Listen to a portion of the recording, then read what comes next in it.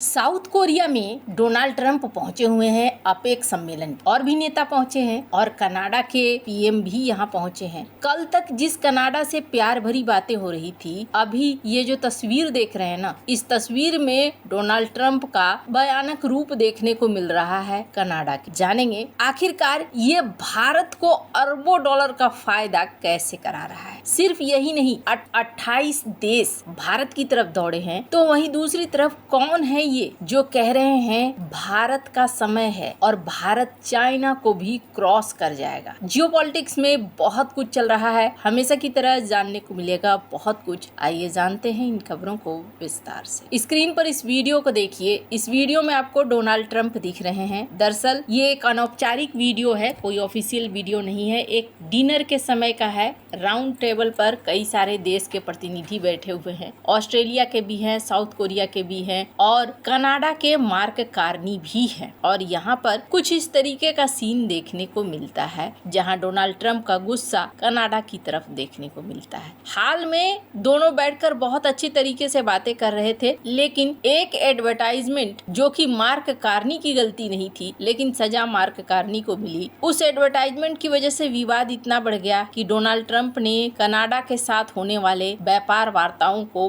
बंद कर दिया। और न सिर्फ बंद कर दिया बल्कि आगे के लिए भी अब ऐसे प्रावधान ला रहे हैं जिसमें लग रहा है कि कनाडा के ऊपर एक्शन हो सकता है। वैसे आपको बता दूं, डोनाल्ड ट्रंप का गुस्सा सिर्फ तस्वीरों तक नहीं रहा। स्क्रीन पर इस ट्वीट को देखिए जिसमें डोनाल्ड ट्रंप ने कहा कि जो लोग पूछ रहे हैं कि साउथ कोरिया हम कनाडा को देखने तो नहीं आए हैं, मतलब ये साउथ कोरिया में कनाडा को लेकर एक संकेत दे रहे हैं कि पसंद नहीं आ रहा है कनाडा का यहाँ पर होना। जो भी है, ये अपना गुस्सा यहाँ पर दिखला रहे हैं। डोनाल्ड ट्रंप का गुस्सा जैसे जैसे बढ़ रहा है ना, इसका सीधा फायदा भारत को होता जा रहा है। और ये सदी आने वाला समय भारत का है और इसे कोई रोक नहीं सकता है। ये बात मैं नहीं कह रही हूँ, ये बात सिंगापुर के पीएम कह रहे हैं। स्क्रीन पर इस वीडियो को सुनिए।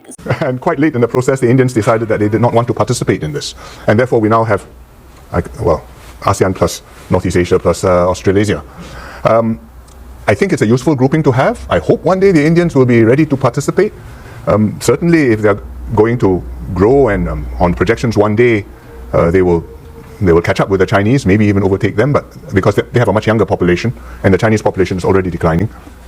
सिंगापुर के पीएम ने क्या कहा? इन्होंने कहा कि देखिए, चाइना धीरे धीरे सिकुड़ रहा है और भारत अब आगे बढ़ रहा है। जो जनसंख्या है वो जनसंख्या सीधे सीधे दिखला रही है। भारत की जनसंख्या नवयुवकों की जनसंख्या है, जबकि चाइना अब ढलान पर है। इसलिए आने वाला समय जो है वो भारत का है और आने वाले समय में भारत चाइना को क्रॉस भी कर जाएगा। ये भी इन्होंने एक भविष्यवाणी कर दी है। और हालांकि ये जो कह रहे हैं ये गलत नहीं कह रहे हैं। इसलिए गलत नहीं कह रहे हैं क्योंकि इसका एक एग्जाम्पल देखने को भी मिल रहा है। अक्सर क्या होता है ना, कहते हैं कोई गड्ढा अगर आपके लिए खोदे तो उस गड्ढे में खुद गिरता है। ऐसा ही सीन इस वक्त अमेरिका के लिए भी हो रहा है। डोनाल्ड ट्रंप का जो रवैया है अपने सहयोगियों के प्रति, वो भारत को फायदा दिलाता जा रहा है। इसका एक एग्जाम्पल देखिए। कनाडा की ही एक कंपनी है जो भारत के अंदर अपना इन्वेस्टमेंट बढ़ाने वाली है 22 बिलियन डॉलर तक। भारत को लेकर एक समय था, कनाडा ने समस्या खड़ी करी और जस्टिन ट्रूडो ने भारत से दूरियां बनाई। लेकिन अब एक ऐसा समय आ रहा है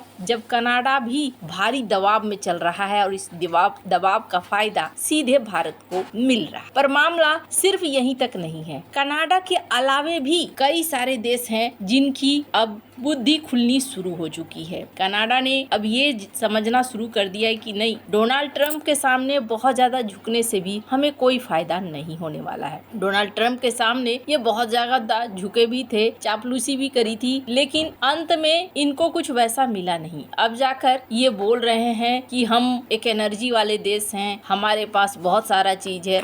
बात तो सही है, कनाडा के पास खुद का रेयर अर्थ मटेरियल का भंडार भी बहुत ज्यादा है। ये वो देश देश हैं जिनको अपने आप को आगे बढ़ाने की जरूरत है। आज से काफी समय पहले तक ये और यूरोप ऐसे देश थे जो अमेरिका के पीछे पीछे चला करते थे और जो अमेरिका फैसला लेता था वही होता था। लेकिन डोनाल्ड ट्रंप को थैंक्स कहिए कि डोनाल्ड ट्रंप ने अब इन सहयोगियों को उनकी जगह बतानी शुरू कर दी है और इसका डायरेक्ट फायदा किसे मिल रहा है? इसका डायरेक्ट फायदा भारत को मिल रहा है। आप सोचेंगे कैसे? तो ये एक कनाडा का एग्जाम्पल आपने देखा। ये जो देख रहे हैं डॉक्टर एस जयशंकर बैठकर मीटिंग कर रहे हैं, ये पहुंचे हुए हैं भागे भागे यूरोपीय यूनियन के सदस्य। और ये यूरोपियन यूनियन के सदस्य किस चीज की बातचीत कर रहे हैं? फ्री ट्रेड एग्रीमेंट की बात कर रहे हैं। जितनी आग अभी भारत को नहीं लगी है उससे कहीं ज्यादा आग यूरोपीय यूनियन को लग गई है कि हमें भारत के साथ फ्री ट्रेड एग्रीमेंट को फाइनल करना है। स्क्रीन पर आप देख सकते हैं पीयूष गोयल, जिन्होंने इस बात को कहा भी कि हम लगभग करीब करीब पहुंच चुके हैं और जल्द ही भारत और यूरोप के बीच में फ्री ट्रेड एग्रीमेंट होगा। इस चीज की पुष्टि डॉक्टर एस जयशंकर ने भी करी कि जल्द ही दोनों देशों के बीच में एक फ्री ट्रेड एग्रीमेंट हो जाएगा। अब इसका क्या मतलब है? इसका मतलब ये समझिए, एक समय था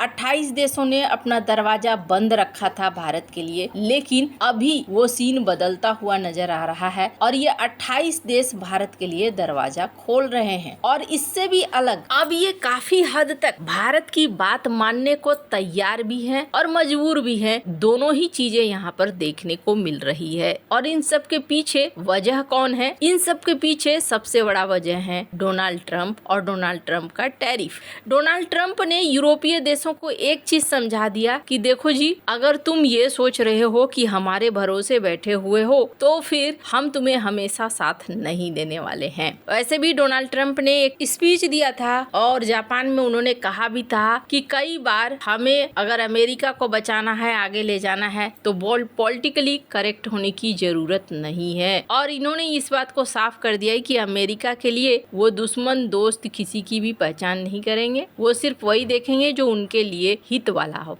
खैर, अब जो भी ये सीन बन रहा है, इस सीन से भारत को फायदा जरूर हो रहा है और इसे कहते हैं जब देने वाला देता है तो छप्पर फाड़ कर देता है। थोड़े समय के लिए लगा कि भारत के ऊपर दबाव बन रहा है, लेकिन डोनाल्ड ट्रंप की ये सारी चालें भारत के लिए फेवर में ही जा रही हैं। आपको क्या लगता है इन सब मामले में? आपकी क्या राय है? कमेंट कर जरूर बताएं। जल्द मिलते हैं अगली वीडियो में नई खबर के साथ।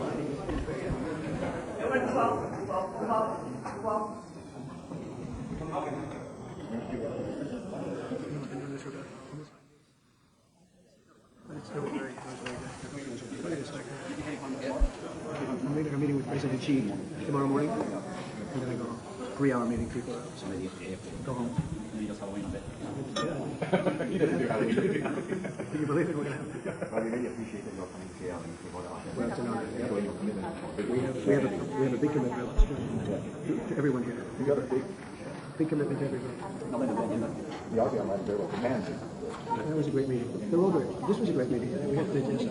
We had a fantastic meeting. Saying it was the highlight of the whole No, I was there many years ago. I never. New Zealand, such a beautiful place.